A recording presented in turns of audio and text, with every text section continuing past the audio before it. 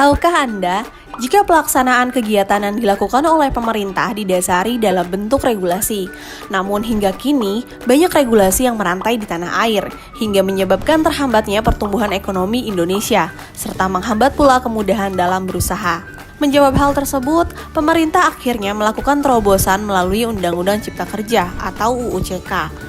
Kini, Kementerian ATR BPN telah merampungkan rancangan peraturan pemerintah atau RPP terkait UU CK dengan berkewajiban menyusun 5 RPP sebagai peraturan pelaksana UU CK.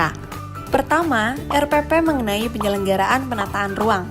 Dengan dilatar belakangi oleh keterbatasan ruang, populasi manusia yang terus meningkat, aktivitas manusia yang tidak terbatas, serta ruang yang bukan hanya untuk manusia.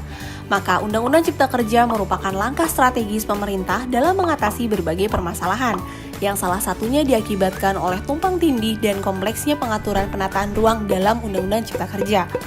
Berbagai terobosan kebijakan penataan ruang dilakukan oleh Kementerian ATR BPN yang ditargetkan untuk mendorong kemudahan berinvestasi dan pemanfaatan ruang yang berkelanjutan. Kedua, RPP mengenai bank tanah. Pemerintah membentuk bank tanah beserta badannya yang tertuang dalam Undang-Undang Cipta Kerja. RPP Bank Tanah ini akan melengkapi Kementerian ATR BPN tidak hanya sebagai land regulator, tetapi juga land manager atau sebagai pengelola tanah. Melalui institusi bank tanah, Kementerian ATR BPN dapat mengolah tanah-tanah terlantar untuk kepentingan masyarakat, seperti perumahan, taman, maupun fasilitas umum lainnya.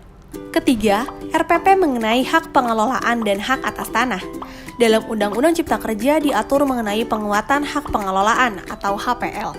Selama ini pemerintah daerah hanya memberikan hak pakai dan tidak bisa digunakan untuk kepentingan lebih produktif. Kini, tanah bisa lebih bermanfaat, lebih efisien, serta berdaya guna. Sedangkan hak atas tanah akan diperoleh dari hubungan hukum antara pemegang hak dengan tanah, termasuk ruang di atas tanah atau ruang di bawah tanah, untuk menguasai, memiliki, menggunakan, dan memanfaatkan, serta memelihara tanah. Keempat, RPP mengenai penyelenggaraan pengadaan tanah untuk kepentingan umum.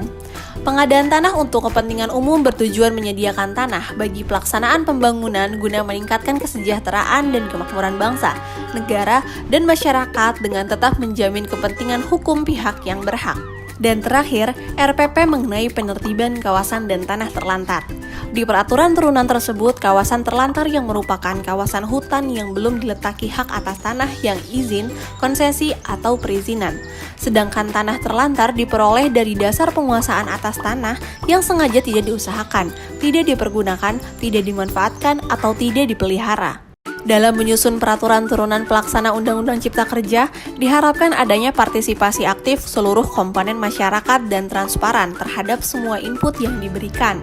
Pemerintah memberikan ruang kepada masyarakat, dan seluruh pemangku kepentingan menyampaikan aspirasinya terkait RPP Undang-Undang Cipta Kerja. Dengan begitu, dapat tercipta peraturan turunan yang sesuai dan dapat diimplementasikan sehingga memberikan hasil yang optimal bagi kesejahteraan masyarakat, bangsa, dan negara.